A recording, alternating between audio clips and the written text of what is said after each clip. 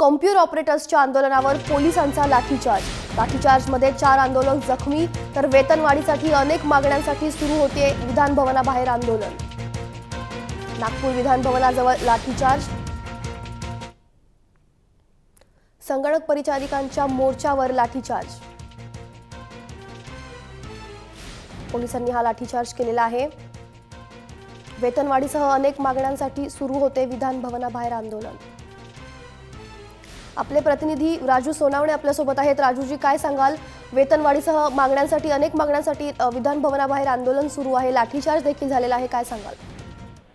ज्योती, महाराष्ट्रातील काही संगणक परिचालक आहे त्यांचं आंदोलन कालपासून सुरू आहे आणि याच आंदोलनावरती आज सकाळी पोलिसांनी लाठीचार्ज केला आहे। यामध्ये अनेक जण जे आहेत ते गंभीर जखमी झालेले आहे। ह्या सगळ्या जखमींना नागपूरच्या सरकारी रुग्णालयात दाखल केलं आहे उपचारासाठी। मात्र एकंदर पाहिलं का गेल्या अनेक वर्षापासून त्यांची मागणी आहे की 15,000 रुपये वेतन करा, त्याचप्रमाणे शासकीय सेवेमध्ये रुजू करा, अशा अनेक मागण्या घेऊन ते अनेकदा आंदोलन केलं आहे। मात्र अनेकदा आश्वासन मिळालं आणि आज धडक मोर्चा नागपूरच्या विधान भवनावरती काढलेला आहे। कालपासून हा मोर्चा होता, मात्र आज सकाळी पोलिसांनी लाठीचार्ज केलेला आहे। यामध्ये अनेक जण गंभीर जखमी झालेला आहे। एकंदर पाहिलं तर विधान भवनाच्या बाहेर मोठ्या प्रमाणावरती पोलीस फौजफाटा तैनात केलेला आहे, कारण आंदोलकांची संख्या सुद्धा मोठ्या प्रमाणावर आहे। त्यामुळे इथली जी परिस्थिती आहे ती थोडी भयावह झालेली आहे। मात्र जे काही आंदोलक आहे ते आपल्या भूमिकेवरती ठाम आहे आणि अजूनही त्यांचं शांततेने आंदोलन सुरूच आहे। धन्यवाद राजू, तुम्ही दिलेल्या माहितीसाठी। तर आपण पाहिलं पोलिसांनी हा लाठीचार्ज केलेला आहे।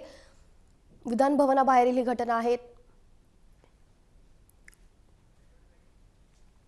लाठीचार्जमध्ये 4 आंदोलक जे आहेत ते जखमी झालेले आहेत। संगणक परिचालकांच्या मोर्चावर हा लाठीचार्ज झालेला आहे।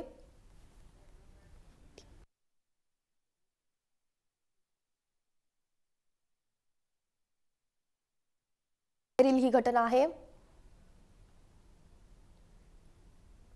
या लाठीचार्जमध्ये 4 आंदोलक जखमी झालेले आहेत।